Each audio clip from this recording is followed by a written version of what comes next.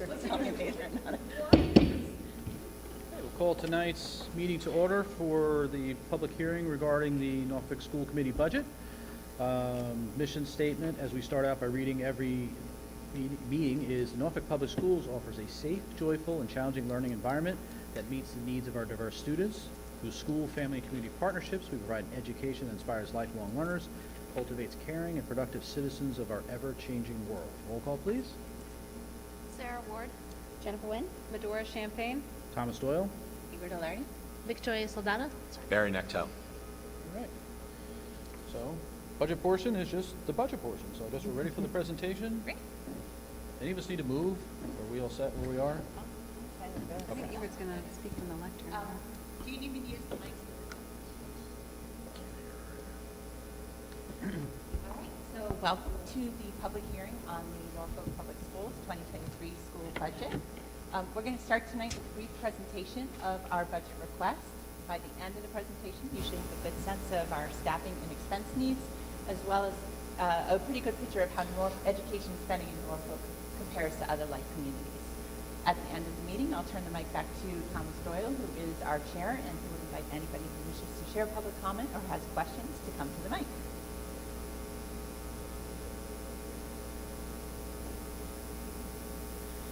So to start, we always like to frame the budget process, and we drive our budget decisions based on the district vision and mission statement.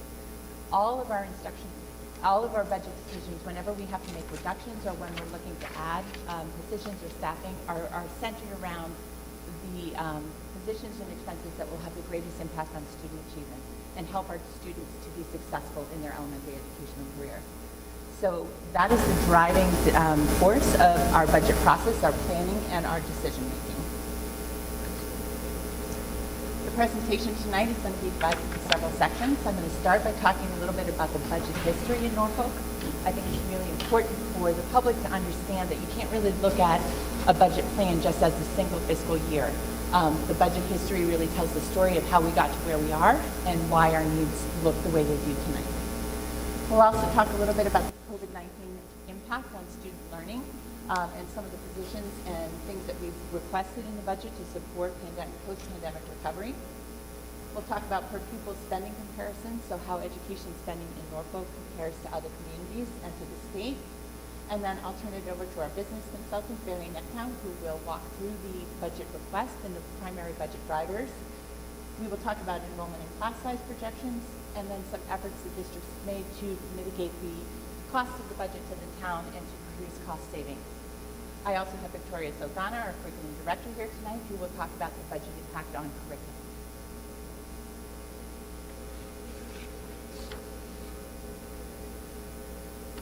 So the budget history for the Norfolk Public Schools, typically for any fiscal year, moving from one fiscal year to the next, to open the doors in September the way that you closed in June, typically takes about 3%.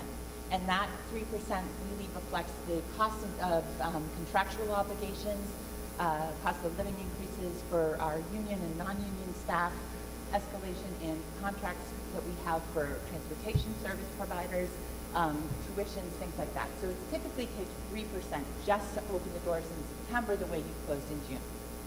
Anything under 3%, you're generally looking at cuts, whether it's positions, programs, expenses, but under 3% is really not enough to maintain a level service budget.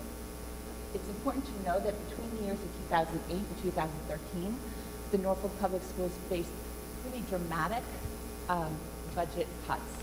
And those were the period of time that there was a recession, but you'll see when you look at the chart, there was a year that you had a 2% increase, there was a year that you had a minus 1% increase, a minus 3%, a 0, and a 1.5. The cuts during those 5 years were very deep. You lost teaching positions in Norfolk, you lost the foreign language program, you lost paraprofessional positions, special education positions, speech language positions, library positions. So they were very dramatic. Between the years of 2014 and 2022, 23, the town has been in a better financial position to support the educational budget. Those years, however, when you look at that black line that goes across the top of that, each of those years, we needed 3% of the budget increase just to maintain level services. So in each of those years, you had a little bit of additional money to start to try to rebuild what was lost during the recession.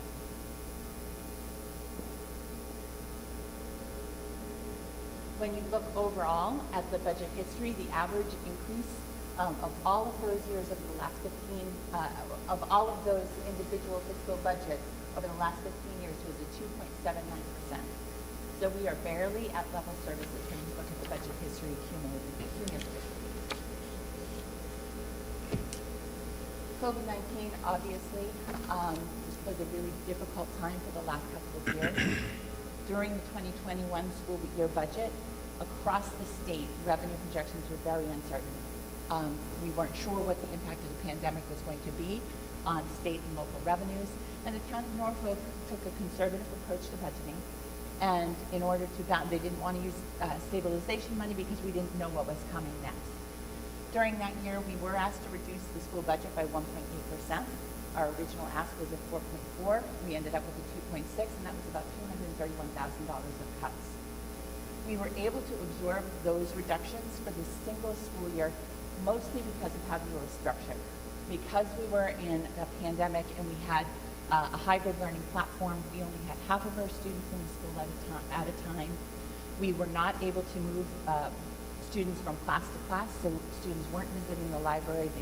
Only half the kids were in the lunch, so we reduced cafeteria positions, we reduced the library position, we reduced the technology integration position because kids weren't able to go to the computer labs and the media centers. And we didn't fill 2 assistant principal positions. The principals did a Herculean job of managing the schools through the pandemic without any support. And again, that comes back to our budget mission and our vision statements. We kept teaching positions in the classroom, we kept our paraprofessional positions, we protected the instructional core, and we made those reductions around the periphery. Fortunately, in 2022, the town was in a better financial position. They were able to support a 5.1% increase in our budget. That allowed us to maintain services from one fiscal year to the next and to restore most of the lost positions. We still had a 0.5 school psychologist that we were not able to restore with a 5.1% increase, but we were able to bring back the library, the cafeteria assistants, and the technology integration position. I'm going to turn it over to Vicki Saldana, our curriculum director, who's going to talk a little bit about the achievement and impact of COVID-19 as well as the social emotional impact and how that's driving our budget requests. Thanks, Vicki.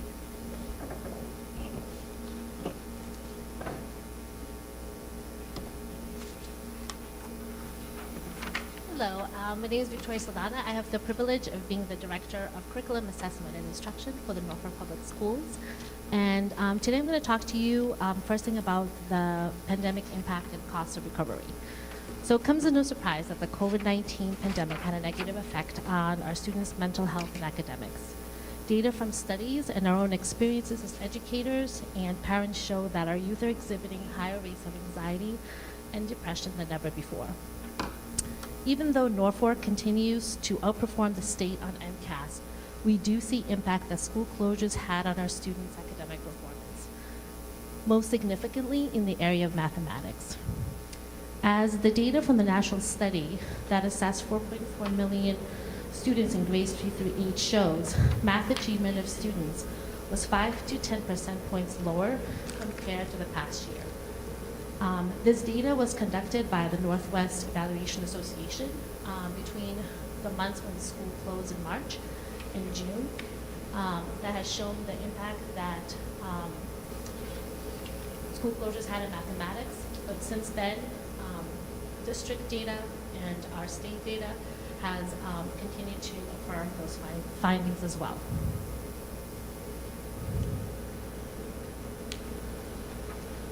So anticipating these needs and based on the research as well as community feedback and stakeholder input, the Norfolk schools use ESSER funds to address students' social, emotional, and academic needs by adding the following positions. But those ESSER funds were given to us on a temporary basis by the state. So we added a 0.8 school psychologist and a 0.5 social worker to help support increased social, emotional needs of our students and to help support our families. We also added a 1.0 developmental math teacher to support unfinished learning in the area of mathematics. These are critical positions that we need to incorporate into our working budget now, since they were funded through the ESSER grants. So we can continue to offer the current level of supports to our students and our teachers. And the Norfolk Public Schools received $161,000 in ESSER grant funds this past school year.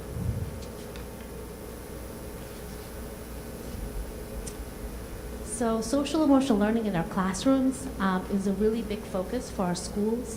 Our mental health team has made enhancements to our program this school year in order to help support our students with the unique needs the pandemic has presented. This year, the district added a full-time school psychologist and a part-time social worker to support increased SEL instruction, as well as we were able to provide additional family outreach and counseling to meet the needs of our students.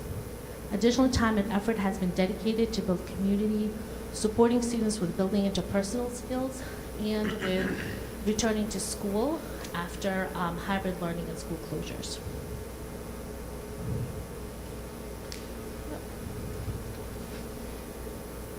As mentioned before, mathematics is a challenging subject to teach online and in a hybrid setting.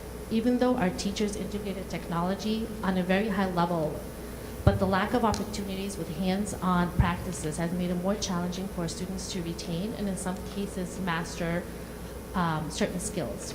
Being able to offer additional support to our students and teachers with unfinished learning by math specialists has been invaluable to us.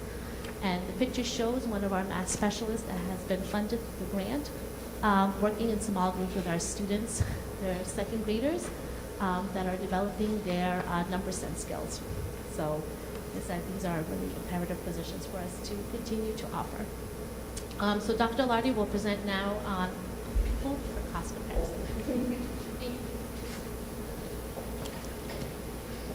So to give the community a sense of how spending in Norfolk education dollars compares to other like communities, I will share with you our per pupil spending. The per pupil spending is the way that we gather this information is based on end-of-year financial reports from the districts. Everybody has to file an end-of-year financial statement with the Department of Education. We also have to have an independent audit to review our financial statements. It's the best comparison, apples to apples, from one district to the next, because it includes all sources of revenue that districts take in. So grant funding, as well as funds appropriated by the town, additional resources and supports that the town may provide, we also claim on that end-of-year report. Back in 2013, Norfolk was spending about $1,000 less per pupil than the state average. You can see in 2015, 2016, we started to close that gap. We were much closer to the average per pupil spending at the state level. 2017, that gap started to grow, as did our enrollment. So part of this is reflective of the growing student body as we're really dividing the operating total budget by the number of students. 2018, we continue to have close to $1,000 gap between Norfolk and the state. Same in 2019. You'll see in 2020 that grew even further. So we are getting further and further away from the average per pupil spending at the state level. The last financial data that the state has that they have released is for fiscal 2020. Fiscal 2021 data is not out yet, and I think it's probably further complicated by the number of ESSER grants and other sources of income that districts are required to report. But based on the last available data, we are now closer to $1,800 level per student. When you look at how Norfolk compares to other regional districts, these are the districts that are identified by the Massachusetts Department of Education as our like communities. They are all districts that are regional districts that are K-8 or K-6 systems. So you're not looking at high school spending in these comparisons. High school spending is a little different. You have athletics, you have coaches, you have other factors that drive the per pupil cost up. So these are all districts that do not include high school spending. They're the districts that we use as our comparison for achievement data, for MCAS, for a variety of things. You can see that when you look at those comparisons back from 2018 through fiscal 2020, and again, that's the last available data, Norfolk is second to bottom in per pupil spending, with only Berkeley spending less per pupil of all of the comparison communities. You'll notice that we're almost $1,600 below Plainville at this point, and we know that Plainville has really struggled financially over the last couple of years, so that gap is getting to be somewhat alarming now. If Norfolk was to spend per pupil what the state average spends, our operating budget would be almost $1.7 million higher than what we are asking for fiscal 2023. And again, 1,622 less per pupil. We have 1,009 students currently enrolled.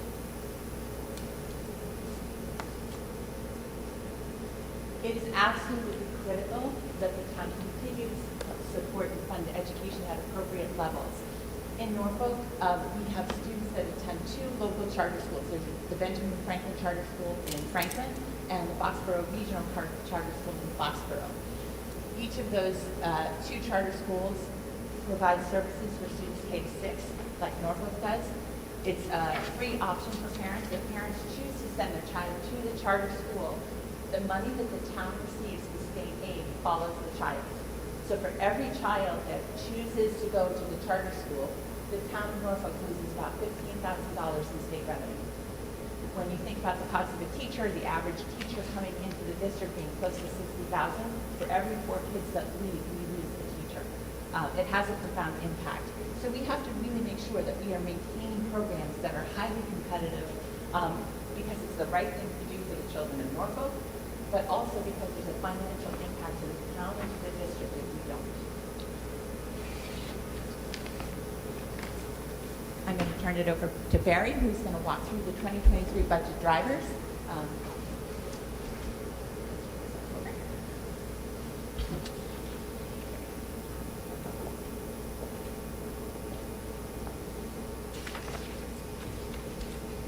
Good evening. I'm Barry Nectow, the school business consultant.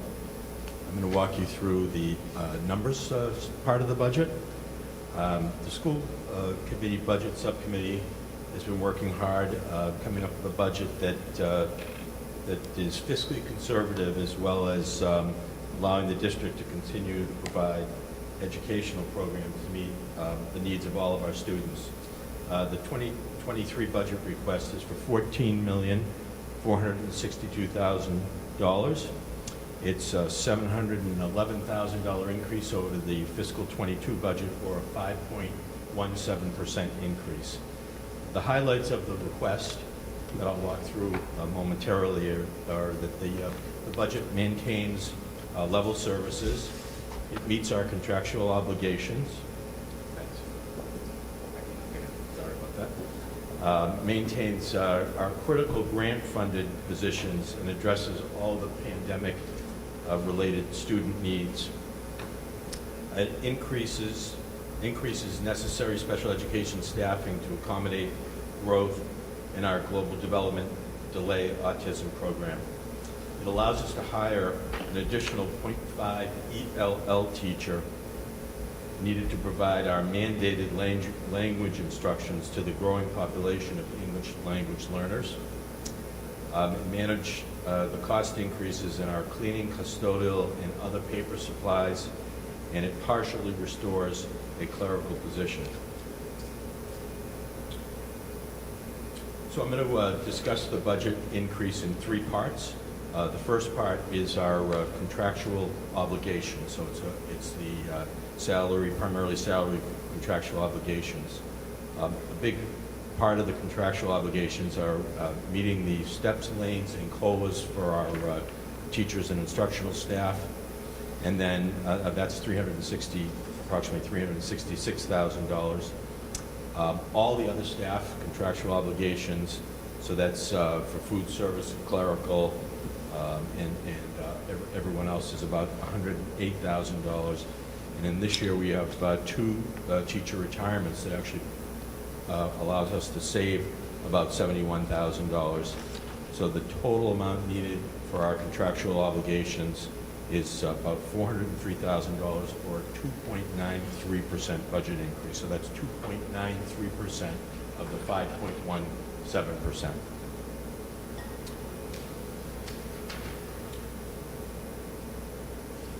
The next part of the budget increase is staffing. And we really break the staffing into two pieces. There are additions.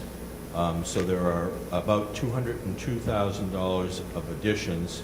A restoration of the .2 building secretary here at Freeman Kennedy. The ELL teacher, the .5 ELL teacher that I mentioned a moment ago. A math paraprofessional that has been part of our COVID recovery. A preschool, a 1.0 preschool teacher. That's really based on growth of the program. A .1 occupational therapist, 0.5 speech language therapist, and then 1.6 instructional paraprofessionals. And again, these are all student-based positions meeting needs of our students. So that's $202,000. As you previously heard, we have funded some positions with grant money, referred to as the ESSER grant, and we want to bring those positions back into the operating budget because the grant funding was one-time money. So that's about $120,000. The math specialist, or 0.3 of the math specialist, 0.5 social worker, and the 0.8 school psychologist, all are part of the operating budget request.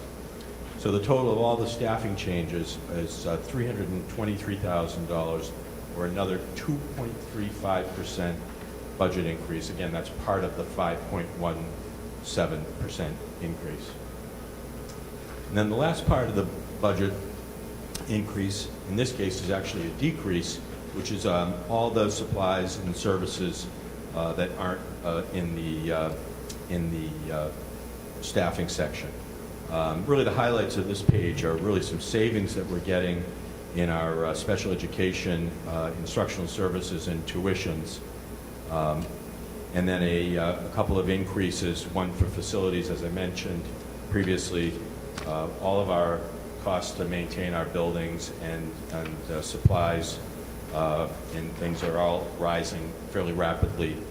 So we have a facilities request and a tech and networking request of $18,000 and $15,000 respectively. And again, those are offset by the special education reduction, so we're actually saving about $15,000 in the supplies and services section. And that's about 0.11% savings. So if you add them all three of those together, you get back to our 5.17% increase. I'm going to go through just a couple of other breakdowns of the same numbers, just represented in a different way. And on this particular slide, we take the 5.17% increase and we break it down by contractual increases of 3%. And again, that's mostly salary, but there's also a transportation increase. So bus transportation, we have a contract with a vendor and there's a fixed increase in there, and that's in this contractual number as well. COVID recovery expenses, I went through several of them, social worker, psychologist. Special ed, again, overall special ed isn't decreasing. Some of it is, the decrease is offset by some hiring in preschool and some other positions. The other category is really the facilities and tech increases, and then the restoration is the 0.2 secretary for this building. So that all added together equals the 5.17% increase.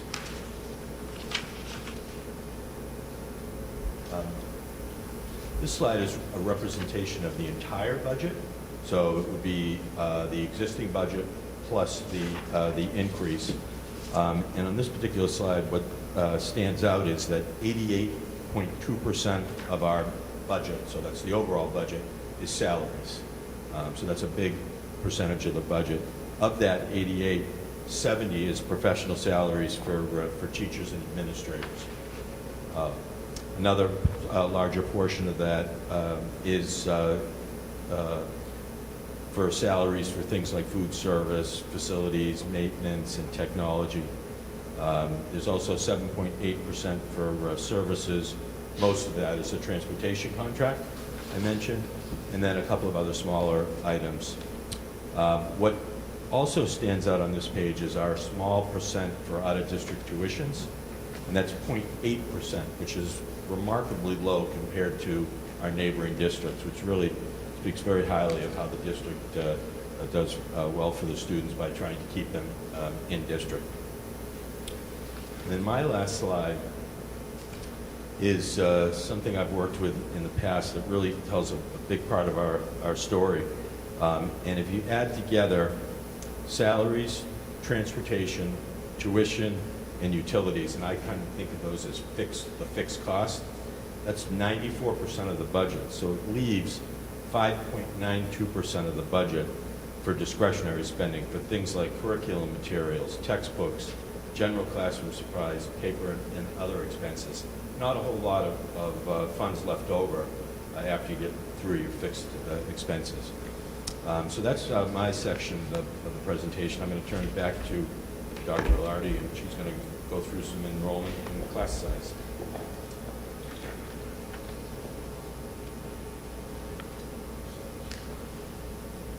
So our class size projections for next year, the school committee has a set policy on class size. We try to keep our students in K-2 under 22, and then 3 to 6 under 25 as a maximum. We have targets that are lower than that. Our target for the younger grades is 18, and our target for the upper grades is 22. So we are projecting class sizes all within the school committee policy next year. We are anticipating 145 students entering kindergarten. That's based on the number that we have who have already registered, as well as an estimate of the numbers who we expect still to register from the town census data.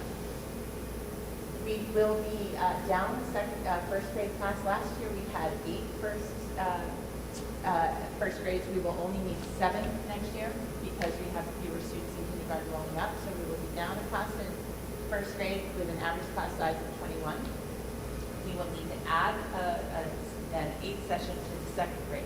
We have 8 current first grades, 161. That's a really large enrollment year.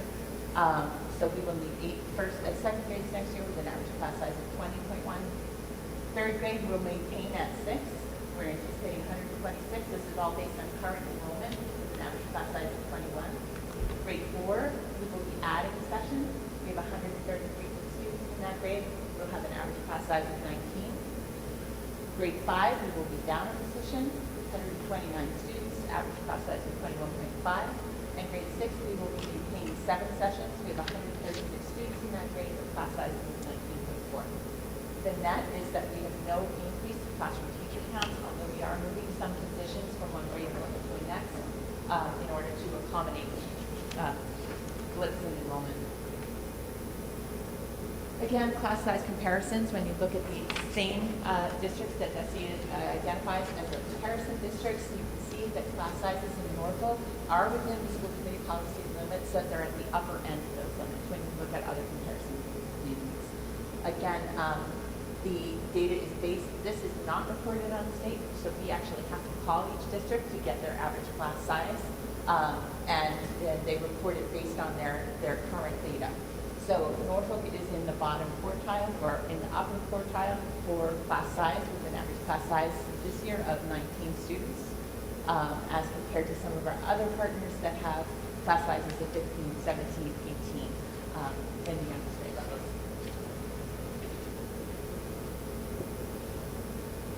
Again, I've talked before about we have worked really hard over the years to partner closely with the town. We recognize that the town has limited revenue sources, and we always try to put forward a fiscally responsible and conservative budget. We work really hard every year to identify areas for future cost savings. Several years ago, probably 5 or 6 years ago now, we worked to partner with the town to share a facilities director position. That used to be a full-time position at the schools, half-time at the schools, half-time at the town. We saved $45,000 on average with those shared positions. So we have a facilities director and an assistant that we share. We also have a shared HVAC and maintenance position. This has been really critical throughout the COVID pandemic because HVAC and building ventilation is one of the key mitigation strategies. So having somebody that could respond, maintain all of the filters, replace filters, respond anytime we had units that were not working, has saved us a lot of money. about $145,000 in projected savings for next year if we have the same level of maintenance and service needs. We have a shared custodian with the town. We staggered the schedule for that, so that person works Tuesday to Saturday, which allows us not to bring in custodians at overtime rates on the weekends. That saves us about $5,000 a year. Last year, we regionalized the school lunch program. We used to have our own food service director. We now share a food service director with Rentham and Plainville, as well as an assistant director. We're saving about $18,500 in salaries as a result of that regionalization. We also cost share some mandated professional development with our other regional partners, which saves us about $20,000. And then, as Mary talked about, our tuitions, our special ed out-of-district tuitions are lower next year, so we have some savings there. But we've actually seen a significant growth in our developmental delay autism program at the lower grades. So we have an increase in cost there because we're adding another teacher. The preschool teacher is a special education teacher. We have to add some services, additional speech and language, and additional occupational therapy to meet the needs of the students in that program. But by doing that, rather than outplacing students, we will save almost $270,000 after you deduct the cost of those salaries for next year. And then through competitive grant writing, we funded several positions. We've funded parent education programs. We've funded additional professional development opportunities for staff. So we saved about we project for next year we'll save about $101,000 as a result of competitive grants we've brought in. And I'm realizing I also missed a step earlier on. Through competitive grant writing and working with the town on the Green School Community Grant, we are going to be able to make some additional upgrades to the energy efficiencies at H. Olive Day next year, which is projected to save about $145,000. So altogether, based on cost-saving efforts, our budget we're projecting to save off of the operating budget about $670,000 next year. So again, we recognize that the town has limited revenues. We are not coming forward with a budget ask that fully meets all of the needs that we have in the district. We are asking to restore 0.2 of a 0.4 reduction. So we used to have 2 full-time secretaries at the Freeman Kennedy. We now have 1.6.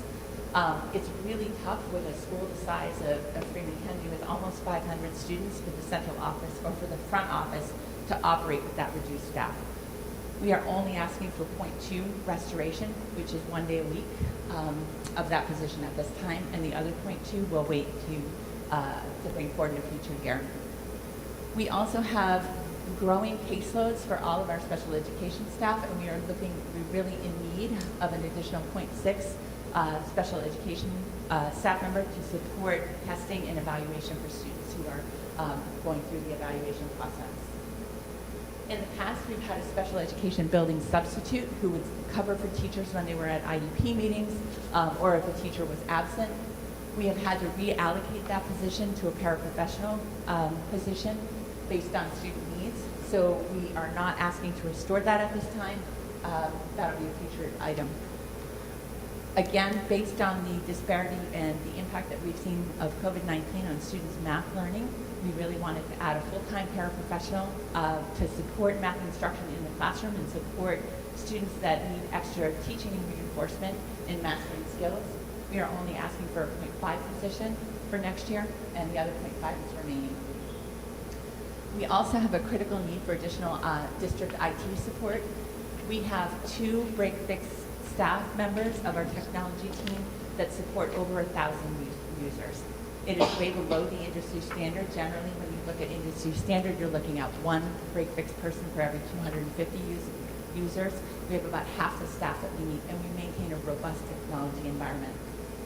And then last, we really would like to see our library assistants, both at HOD and FK, restored to full time. That's about $155,000 in staffing needs that we are not including in the budget request. On the expense side, we have wanted for a long time to add an additional day of professional development for our paraprofessional staff. They work with many, many students throughout the district, support instruction, support learning. Currently, they work 182 days. Our teachers work 183. So we aren't able to fund them attending all of the PD sessions that we offer our teachers, even though they're supporting the same students. We have also wanted to make the band program free for all students and eliminate the band fees. That costs about $24,000. We have not been able to move that forward, even though it's been on our wish list for probably, I don't know, Tom, it's probably 8 years. Yeah, forever. Yeah.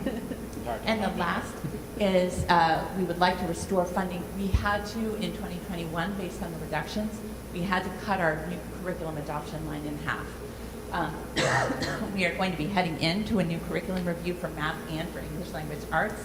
We don't have sufficient funding to adopt a new program and bring in new resources. So we are hoping in a future budget year, hopefully next year, we will be able to restore the funding in the curriculum adoption line. And Vicki, you want to close us out with return on investment? I think it's really important, even though Norfolk spends less to educate children, based on per pupil comparisons, the town gets a strong return on the investment.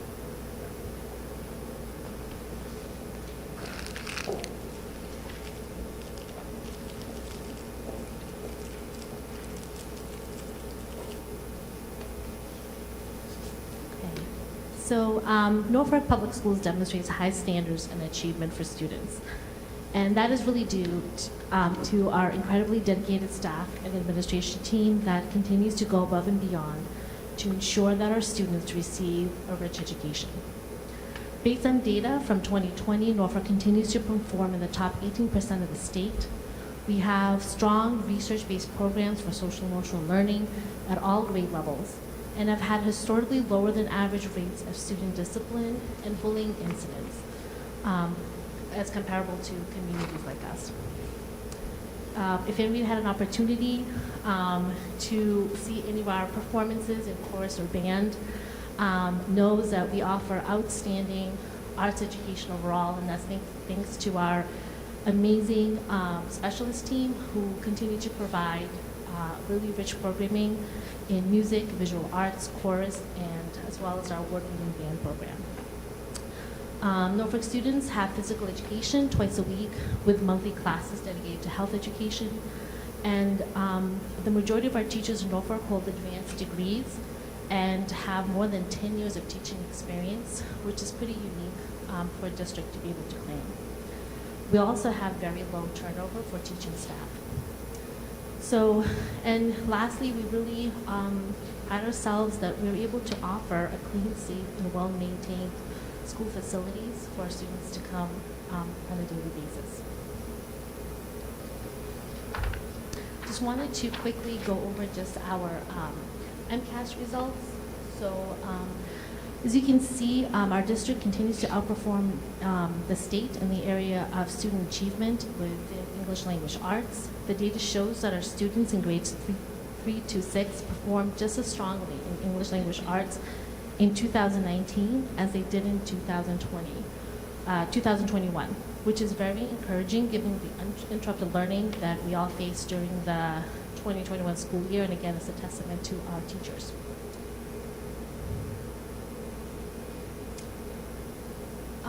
As mentioned before, the pandemic did have a more significant impact on our scores in the area of mathematics. This is an effect that has been seen across the nation, as the data was shown earlier. We anticipated this and have made adjustments to our curriculum and instruction in order to address this unfinished learning. One of the significant ones, like I said, was increasing our math specialist support to be able to support individual student needs and our teachers. I think that closes out my portion of the piece, so I guess I'll turn it over back to you for closing remarks. Sure, you can just close it up, and we will move forward with any questions or comments from the audience or from the public on the 2023 budget proposal. If anyone has questions, you can come to the mic. For the public, we don't have a large audience tonight. We appreciate all 6 of you. Lisa Shelton, 43 Berkshire. Thank you for that in-depth look into the budget. I appreciate all the work. It's definitely a lot. The per pupil spending is definitely concerning. It's definitely a testament to what you've done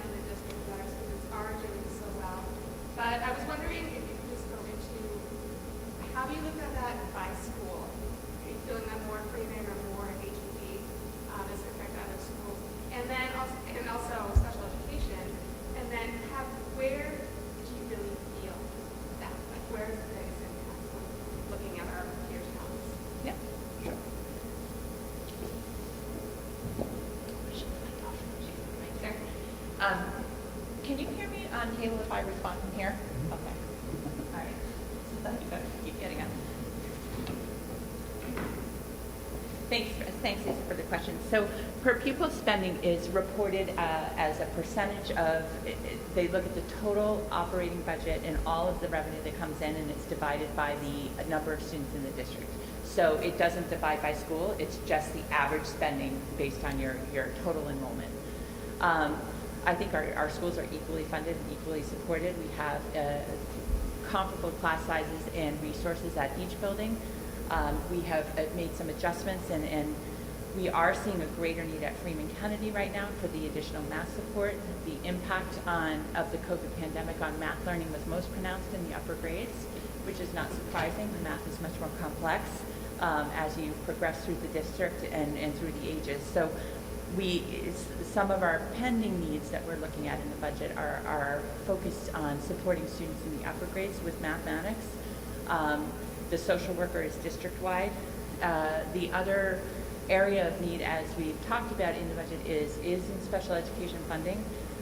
We have a growing population, particularly at our primary grades in preschool, of students that are entering into our developmental delay, global delay, and autism program. Many of those students have multiple needs in terms of service, speech and language, occupational therapy. We are looking to add physicians to that program so that we are appropriately supporting students. But as a whole, as far as special education caseloads in Norfolk are favorable. They are certainly competitive with other districts. I think we have strong resources. Where I think that we would love to see additional spending are the things that we listed on our priority list. We are short-staffed in terms of the clerical support in the office. We are not yet able to offer free universal access to programs like our band, which is a disadvantage for many families. We would like to see additional math support for students that we're not able to fund at this time. So those are some of the critical needs that I would say other districts may have who are spending more per student that we are not able to fund at this time. Thank you, good question. Other questions? Could I just point one thing out, just from the You data that you certainly already can. in response to Lisa, so like a footnote, and for, all the millions of viewers that I'm sure are watching the live stream, is that I know we indicated that Rentham and Plainville are like communities because they're regionalized school systems feeding into this, they're right next door, so they're very similar to us. If you compare the per pupil spending and then also look at the class size, they have the same class sizes. So that, I think that's a meaningful point to make as well, and kind of hammer home. They're not spending more because they have more students. They're not spending more because they love it. It is exactly the same. Everyone's average class size is around 20 kids. They're just really outspending us on education. And then you look at other programs like foreign language programs and other things that districts can bring in. Now, that isn't something we pursued heavily at this time, mostly because the King Philip does not offer a foreign language program in grade 7, and research would suggest that if you have a full year gap, that the learning that students would make at the younger grades will be interrupted. But should they be able to restore that, that would definitely be something that would be a strong interest of the community for us to revisit. But that's a significant cost that we are also not able to bring forward. Any other comments? Okay. All right, so we need a motion to adjourn this meeting, and then we can recommence our regular meeting. 2 for 1 tonight. Move to adjourn. All in favor? Aye. Second it first? They were seconded? Oh, sorry, Jen did. All right, I couldn't hear. I couldn't hear it now. We've seconded, and we vote aye. Okay, good. So we are adjourned, only to meet in 2 seconds. I can't see this thing. Oh, I start putting it. Yes, Can't we're put good, right right? in. 5 is when you're on the schedule. Very good, just keep going right ahead. You good?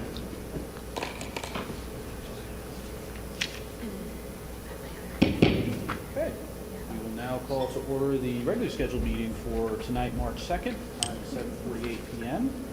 And as a bonus, you get to hear me read the mission statement twice, which the Norfolk Public Schools offers a safe, joyful, and challenging learning environment that meets the needs of our diverse students. Through school, family, and community partnerships, we provide education that inspires lifelong learners and cultivates caring and productive citizens of our ever-changing world. Roll call, please.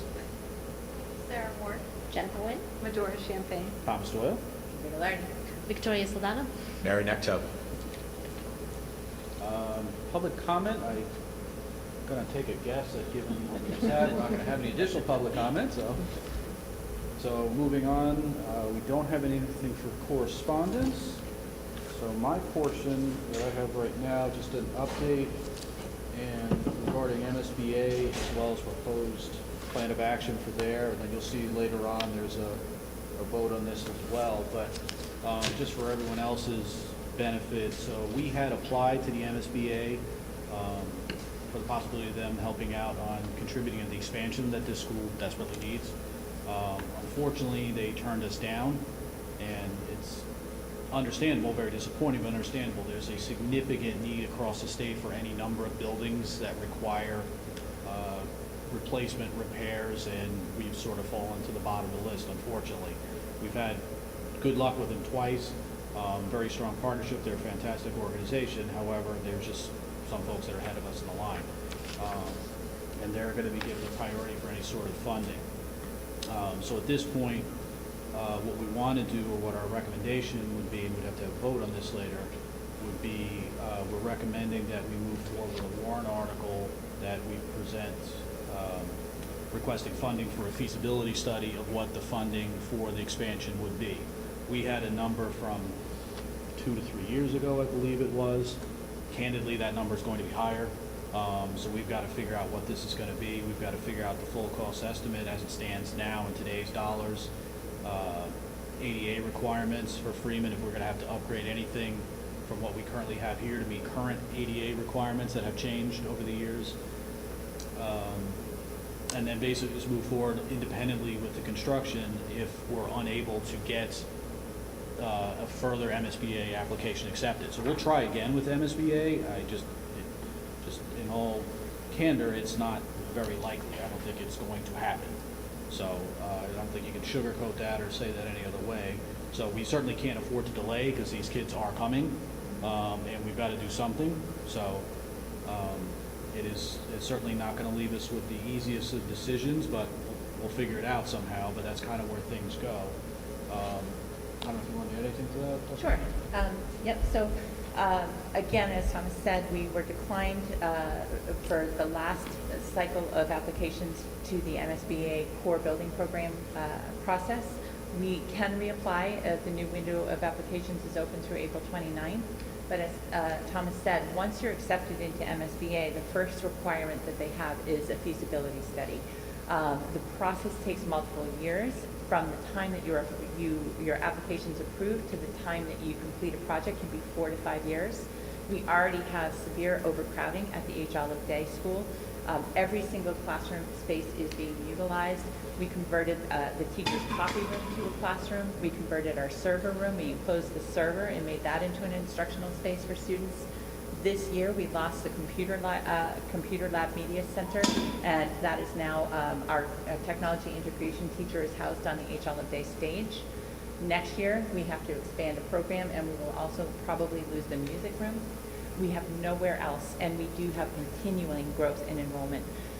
Part of this feasibility study would be to redo an enrollment projection study, to look at the current costs, as Thomas said, construction costs, if the town were to move forward with funding this project fully without MSBA participation, what would be required for ADA upgrades.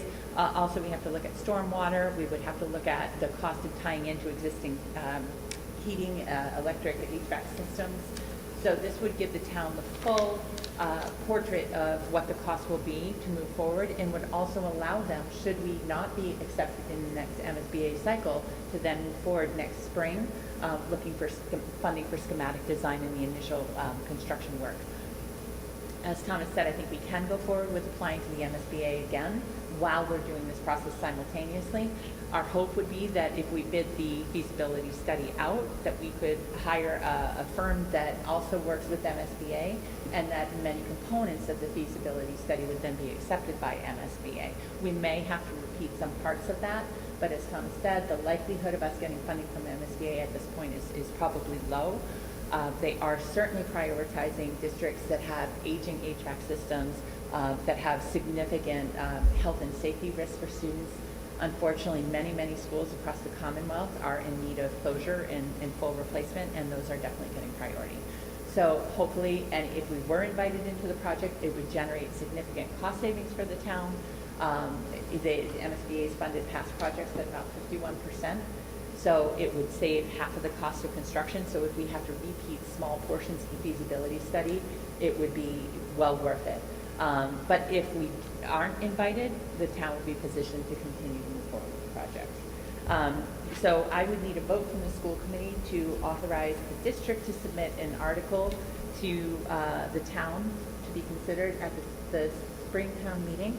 The warrant article would ask for funding for the feasibility portion of the study. We're estimating the cost for that at about $150,000. Barry, you want to talk a little bit about how we got to that cost? Sure.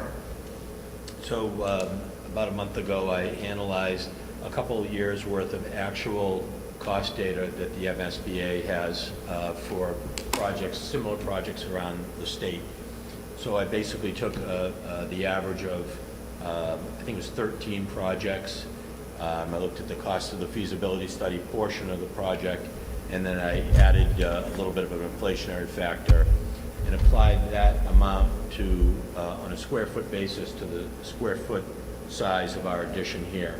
And it basically came out a range of 158,000 to 228,000. The 228 is much higher than our cost would be, because that includes a full project, which includes a project manager, which if we were going to do it on our own, we would need a project manager when we got into construction, not during the feasibility study. So we're comfortable on the lower end of the range, and that's where the $150,000 came from. And we are getting another cost estimate from another firm who had done some preliminary schematic design work for us, just to make sure that that number's right. So that number might shift slightly based on that feedback, but I would need a vote tonight from the committee to be able to submit the warrant article to the town. So do we have a motion to submit that warrant article as described? I'll make a motion to submit the warrant article as described to the spring town meeting. Do we have a second? Second. Any further discussion? I just think it's really, now is the time. You know, I've said it before, that we cannot wait, we cannot, and I don't even have kids at HOD anymore. It's going to impact eventually Freeman Kennedy as well. No, you know, but HOD, and it makes me sad.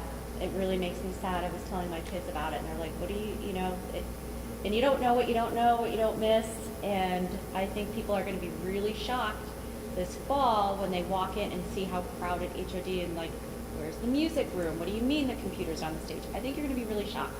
So now is the time, and please, you know, really think about this project coming down the line, because I support the schools. I can only speak, I know you all do, but you know, I don't want to speak for other people, but now is the time. And as I said, I don't have kids at HOD, but if I did, I would really be interested in what is going on in my child's school.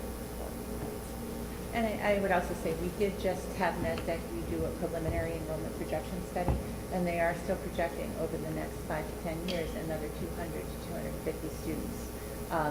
We are just contracted with them to do a more comprehensive full demographic study, and we expect that we will have that data back prior to town meeting. But this issue is, as Jen said, is going to continue to be a problem. and as new students, for the past 4 years, we've enrolled at least 25 new students a year. That's a full classroom each year, and the rate of growth is going to be exponential moving forward. So we don't have any new classrooms. We don't have anywhere to put. If we need 8 kindergartens next year, we don't have anywhere for students to go. We would probably end up potentially losing the art room, or the town might have to consider mobile classrooms. You know, we are out of space. We've been working on this since 2017. If we don't move the project forward, as Jen said, this enrollment growth is moving up to Freeman and Kennedy, and we're very quickly going to be out of space up here. We certainly don't have the capacity with the existing structures to absorb 250 more students in the next 5 to 10 years. So that's the warrant article, is we're moving that forward, and we will later vote on resubmitting to MSBA for one final round. I just want to make one more comment, just from a social emotional point of view, because I work in the schools. And I think that aside from just having a physical space for all those wonderful, I know what a difference it makes, quality of that teaching program, but also for children today, they really need to move and to be in one classroom pretty much all day and have those special teachers come to them. They're not getting the stimulation, the movement that a lot of these kids now really need to move. And that's why that's what makes me sad about it. But that's just my, please vote. I'm just going to footnote what you said earlier. You said the children are coming. I think the children are here. Yes. So more children are coming. Yes. But a sufficient number have arrived to create a situation that's going to be challenging to manage. And just before we vote, just comment on this, I'm going to go out on a limb and think I have an idea how the vote's going to go from our standpoint, but I would remind everyone that is, or I think you said millions of viewers that we have, please come out to town meeting, because it doesn't do anything if you don't show up to town meeting. Tuesday, May 10th. Thank you for that. To support this, as we've all noted, I mean, this is an immediate issue at HOD. It's going to be very much an issue here as well. So we've got to figure out a way of getting around this, and this is sort of step one. So anyway, enough on that. So any other further comments? Okay. All in favor? Aye. Aye. We're over to Amber. All right, the next item on the agenda for tonight is for the school committee to vote on the proposed 2023 budget.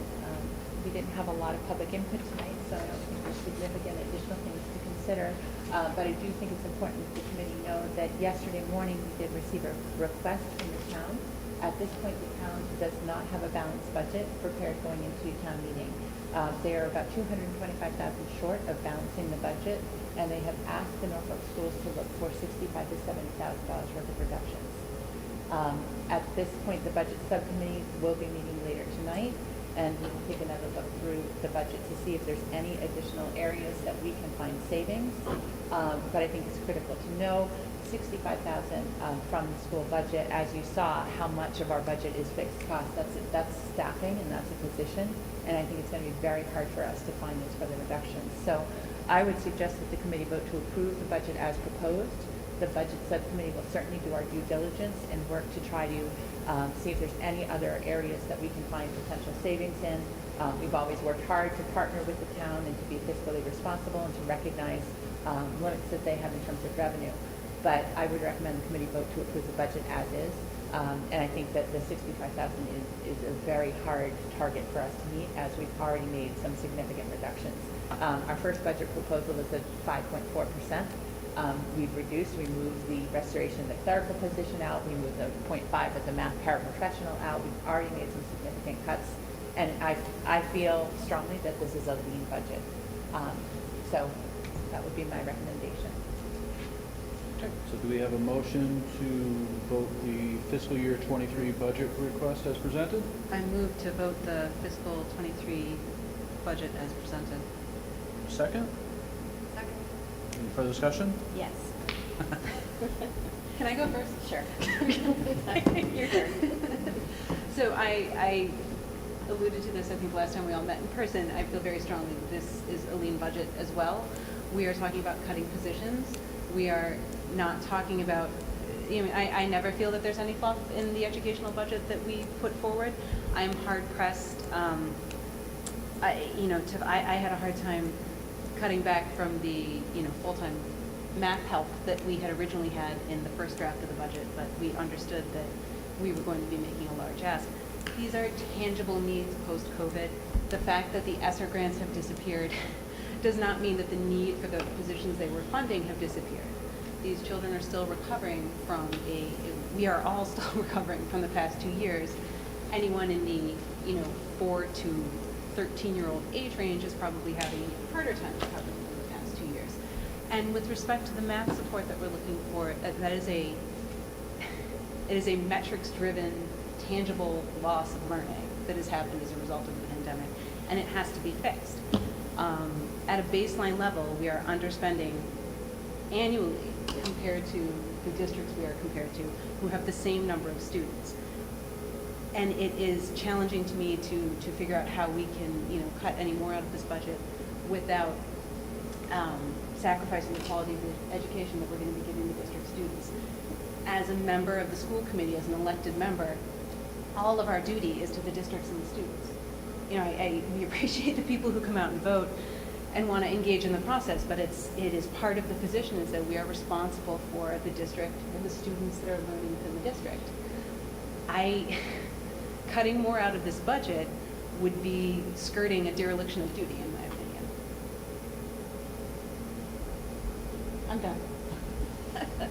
No, I absolutely agree with everything that Medora said, and I want to say that I think that I've sat here now for 4 years. Every year I see what we spend compared to the state and other surrounding towns get wider and wider the gap, and yet we're still, everyone loves Norfolk, right? The town of education. I have to say it's because of staff and because of administration, but the cracks are starting to show. I mean, when I see Lee Salton Hickey out there, like in the middle of a hurricane, like bringing the kids in, like jumping in, and Anna, I'm sure that leading IEP meetings, and yes, it's part of all our jobs. We all jump in when it's time, right? But that's not sustainable. And you're going to, and as Vicki said, we have people who have been here for years and years and years, and that's a testament to a good school system. I know, the cracks are starting to show, and the special ed population is getting bigger and bigger, and if you have a large overcrowded special ed rooms, then you're going to end up not having a quality program, and you're going to end up spending 3 times as much sending them to somewhere else that can give them a quality program, as well as the fact that it's good practice to let that child stay in their home school so they're able to access the community. So that's just being a good townsperson to keep those kids as part of their school and also save money. So all these asks are very, very educationally appropriate, and they're needed. And they're needed for not only the kids, but to maintain the great staff and administration that we have, and the paraprofessionals. I mean, they are the backbone to everything. And we're getting more and more students. Just wait, we're seeing at the speech and language level, the kids not having the experiences through quarantining coming up and not having language skills. It's going to get bigger and bigger, and we have to. I don't see any fluff in here, and I think we have to let this budget go forward and let the voters on May 10th decide. And if the voters are like, nope, we don't want to support this, go ahead and cut whatever, kindergarten, I don't know, something, then let the voters decide. But this is something that, as Medora was saying, we have a duty to the students and the people who elected us, believing in that, what we know as strong, free, and appropriate public education, and we need to bring it forward. So I would be, this is the budget that I would support, so for everyone. Yeah, I guess the only thing I would add to that is I've sat through a number of these, and I am certainly loath to spend money if it can be avoided as a taxpayer, just personally. But I'm looking at this and echo the points that Jen and Medora have just both passionately said. I don't know what we get out of this. I don't know what we eliminate from this. I I understand that the town has financial constraints, and I appreciate that, and they've been a fantastic partner over the years and will continue to be. But a couple of the slides kind of stood out to me there. You saw that the math scores went down. 15%. Yeah, that's a dramatic percentage. We'll get that back, I get that, but it's demonstrably evident to me that we've got to do something to address these issues for the last 2 years, and it's just not simply the scores, it's the social emotional component to it. There's a lot of stuff here, so we'll certainly take a look at this, and we'll see what we can do, but as we were going through this presentation, and I'm looking at the numbers, okay, I literally am not coming up with anything right now that we can cut out of this. We've had a number of meetings on this, and as noted, we cut it from, the original ask was 5.4%, excuse me. And even that wasn't ideal, and we didn't like doing that number. So I get, as I said, I understand the financial constraints in town, and they're getting asked for any number of departments here, but, and inflation has infected everything. But I think you've got sort of a real whammy going on with the school system in terms of the inflationary constraints. You've got the pandemic constraints and everything associated with that. There's just a cost here that we're going to step up and pay.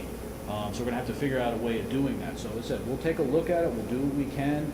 But I'm in favor of bringing this forward at the 5.17 because I mean it's to the bone. I don't know what else we really do to cut this down. So my 2 cents on it. And I would agree, and just the one other comment I would make that we did talk about in the slide is I think this committee has been very fiscally conservative throughout. We have really looked at all different ways of cost-sharing costs with our regional partners for professional development, for special education services. We've creatively restructured food service. So we've looked at all departments, and we've made significant changes to generate savings so that, again, we could protect instruction in the classrooms. There's not a lot of other places to go. Assuming no, anyone else comment? We're good? Okay. So all in favor? Aye. Aye. Thank you. The next item on the agenda tonight is every year the school committee has to determine whether or not they want to participate in the state school choice program. It is the policy of the Norfolk schools to admit non-resident students. However, the committee has the right to withdraw from the provisions of the law and opt out of school choice. It has been my recommendation for the past several years, actually since I've been here, to recommend to the committee that we do choose to opt out of school choice. The reason why is, one, because our class sizes are already at the upper end of our policy limit. We don't have a lot of open seats. If you do admit students into the school choice program, oftentimes the cost to educate them is more than you receive in revenue coming into the district. And additionally, once you admit a student into school choice, they have the right to remain in the district through 6th grade, knowing that we have significant new enrollment coming and we have budget restrictions, and we already have we're already at the upper end of our class size policy limit. I don't think that it would be wise for the district to opt into school choice. So that would be my recommendation, but we need to officially vote on whether to opt in or actually we have to vote to opt out, because by law we would participate. Okay, so do we have a motion to opt out of school choice? So moved. Do we have a second? Second. Any discussion? Okay, all in favor? Aye. Next on the agenda, again, as we already talked earlier about submitting a warrant article for the NSBA feasibility study, we also are required to seek a vote from the school committee as well as the town select board to allow us to submit a new application to the MSBA core building program. There's very lengthy language that we have to use for that motion that's attached, Thomas, in your packet. I won't go through the reasons again.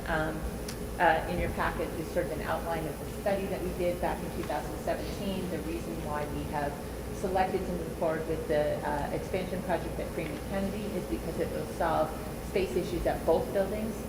We would be relocating the preschool from the H. Holiday to the Freeman Kennedy addition. It would have a separate entrance on the back of the building. The wing would connect the two back wings. So that would free up classroom space at H. Holiday, as well as on the second floor, give us additional classrooms at Freeman. It was the recommendation of the Space Study Committee that that single project was the most cost-effective way of addressing the long-term needs of the town. As you know, we've applied twice and been declined. I think we can move forward one more time, but if the funding doesn't come from MSBA, I think the town is going to be at the point that they have to make a decision about moving forward with the town. So I am requesting the school committee vote to allow the Norfolk schools to submit an application to MSBA. There's the motion. It's required that we read the motion verbatim for the MSBA We application. had to do it twice last time. Yeah, we have to do it twice, though. All right. Everybody ready? Okay, good. Did you practice? Resolved, having convened in open meeting on March 2nd, 2022, prior to the SOI submission closing date, the Norfolk School Committee, in accordance with its charter, bylaws, and ordinances, has voted to authorize the superintendent to submit Massachusetts School Building Authority the statement of interest form dated April 6, 2022 for the Freeman Kennedy School located at 70 Boardman Street, which describes and explains the following deficiencies and priority categories for which an application may be submitted to the Massachusetts School Building Authority in the future. Elimination of existing overcrowding and prevention of severe overcrowding expected to result from increased enrollments which must be substantiated. The district is currently out of classroom space at the H. Howard Day School and cannot accommodate additional classrooms needed next year without impacting other core educational programs. The district has already lost a computer lab and will lose the music room next year. We have converted both the server room and the teacher copy room into classroom instructional spaces. Increased enrollment due to the significant building and construction has resulted in severe overcrowding at H. Howard Day School and is expected to result in similar conditions at the Freeman Kennedy School in the next few years. And hereby further specifically acknowledges that by submitting the statement of interest form, the Massachusetts School Building Authority in no way guarantees the acceptance or approval of the application, the awarding of a grant, or any other funding commitment from the Massachusetts School Building Authority, or commits the town of Norfolk to filing an application for funding with the Massachusetts School Building Authority. Period. We need a motion on that. Don't ask me to reread it. So moved. We have a second. Second. Any further discussion? I want a more dramatic recitation. I was going to do that in character voices, but I decided I opted not to. Hear you. I was going to go that route, but I figured not. Any further discussion? Okay. Seeing none. All in favor? Aye. Great. We do have an appointment to present at the Select Board on April 5th. And we will also need a vote from the Select Board to authorize us to submit the same application. So April 5th, 7 o'clock, I think we're on for the Select Board. Next thing is just an update on COVID safety protocols. So as you know, on February 28th, on Monday, as students returned, the school committee voted last, I think it was the 16th, to lift the mask mandate. So masking became optional as of Monday. We have over the weekend, the CDC also lifted the federal regulation, so masking is now optional on transportation and buses as well. We sent an email out to parents on Sunday letting people know that. The only place that masking continues to be required is in school health offices. And again, that is part of the federal mandate. So it's gone very smoothly. Our school adjustment counselors provided information to classroom teachers to have conversations about respecting personal choice, and we continue to support that. Additionally, the committee voted to allow us to resume having students sit at cafeteria tables in the Freeman Kennedy, and we have cafeteria tables with some socially distanced seating available for families who opted for that choice. That has also gone very smoothly.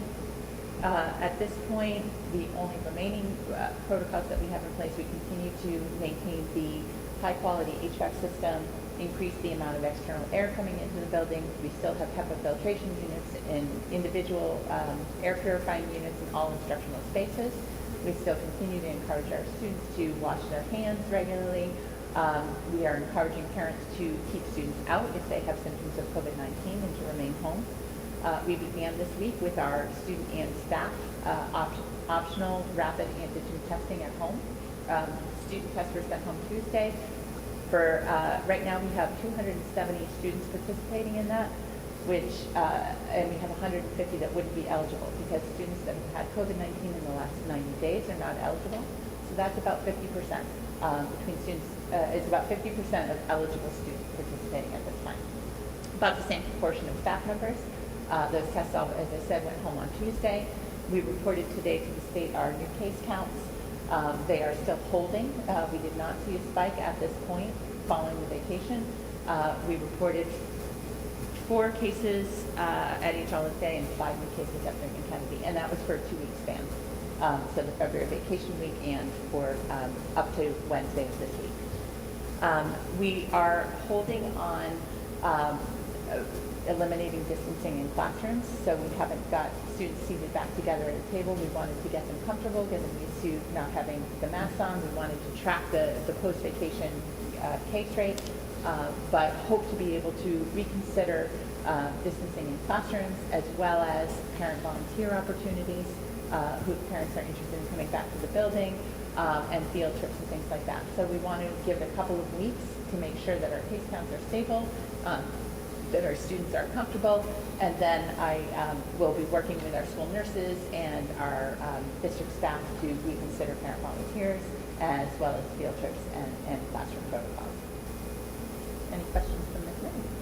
I just want to make a comment. Thank you so much, Lisa, for working so hard. I know I'm sure a lot of it was your private time as well, trying to figure out all the, I don't even know what you all, not only, there were probably so many things that we don't even know that you had to figure out.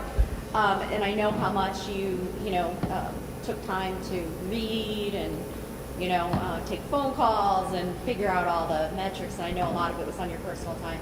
So thank you very much, because I got to tell you, it really just, it was like a big smiles across curriculum. So really thank you for helping figure out and Dr. Lardy too, I'm sure you were part of it. I'm sure you did a little bit. Well, I actually would say we definitely want to thank the facilities team. Yeah, They did a lot of work. Yes. Not under great weather. Yes, you're right. So, stored off-site shipping containers.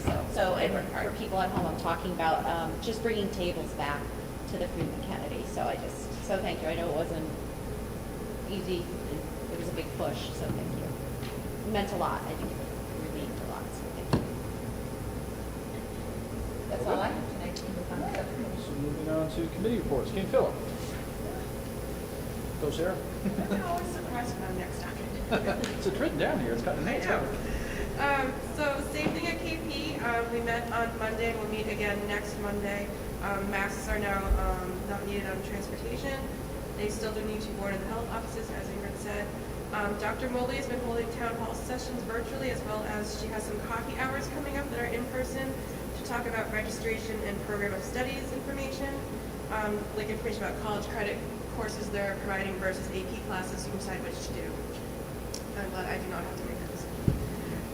More information is available in the newsletter about those coffee hours if you want to sign up for one. They wanted me to say that anyone with a rising 6th grader, you need to respond to the email you got and register on Infinite Campus. If you need the email sent to you again, or if you have any questions about it, please feel free to contact the middle school, but it is imperative that you do that so that classes can be assigned to the class sizes decided on. A whole slew of policy updates were approved. The 2022-2023 school year program of studies was accepted and the second reading was waived. 2 facilities updates. The middle school boiler broke during vacation week. So they were able to get a portable boiler delivered and installed temporarily while they wait for fixes on that. The school committee also approved the recommendation from the architect for the bid from Cape Way Roofing to replace the roof over the main offices. And that's going to cost about $252,000. And that's just over the main office. Yeah, I think they said it was like 8% of the roof. So 8% is $252,000. And the next meeting will be on Monday. Interesting roofing comparison. But Yeah. I digress. Policy. We are bringing, we did not meet tonight, but we are bringing forth the 3rd reading of the policy IMG animals in school. No changes from the No second changes. or first reading. Do we typically vote after the 3rd reading? We do. There's not a vote listed. can probably save that one. Yeah, so we can just do that next We'll time, vote. then, right? Yeah. All right. Yeah, for it. So don't read this That'll one. beat out softball and baseball season. Yes. Sorry about that. Sorry. Okay, so we'll vote on that next time, I guess, put that on the agenda. And, okay. Is that it for policy then, Jen? Correct? That's it. All right. All right, so we have a school partnership renewal from our friends at Norfolk Rec. I think everybody's fully aware of the fantastic organization and all the help they've provided over the years, so I don't know if they need to be explaining any more fully than that, but do we have a motion to accept the partner renewal for Norfolk Recreation? So moved. Second? Second. Any further discussion? As a parent of a child who loves her rec programming after school, I would like to say thank you to Norfolk Recreation. Yes. Big thank you to Ann Proto and gang. Any other comment? Okay, seeing none, all in favor? Aye. I would just say too, they have been a great partner throughout the COVID pandemic. They supported our remote learning centers. And they also partnered with us, based on feedback we've gotten from parents on early release days. They've tried to offer options for parents Yes. and programming. And like I Yes. said, they've been great partners. Yes. So thanks for approving that application. Let's see them back. All right, so then we need a motion to accept the meeting minutes from our February 9th meeting. You have two sets of minutes tonight, February 9th and the emergency February 16th meeting. I move to accept the meeting minutes from February 9th. Second? Second. Any further discussion on that one? Okay, all in favor? Aye. Then we need a motion to accept the minutes from the February 16th meeting. I will not be voting as I did not attend that meeting. I move to accept the February 16th meeting. It was a great meeting. It was so well run. Personal attack is noted. Do we have a second on that? Not the personal attack part, the motion. Second that. It's fine. Nobody made a motion. Any further discussion? Yeah. Okay, all in favor? Aye. And I abstain. And then finally, our next meeting, we are scheduled for Tuesday, April 12th. How's that looking? Obviously, we'll have to ask Shannon separately, but It's is fine. that good for everybody? Good. All right, and then our final motion of the evening, we just need a motion to adjourn. I will make it. Quietly. Someone made the motion, okay. Someone does a second? Okay, no further discussion, all in Yeah. favor? Aye. Aye. Thank you. We are adjourned. Buzzers. Thank you. Usually Thank you, Shannon, Laura, not fans. after this. I usually Have a just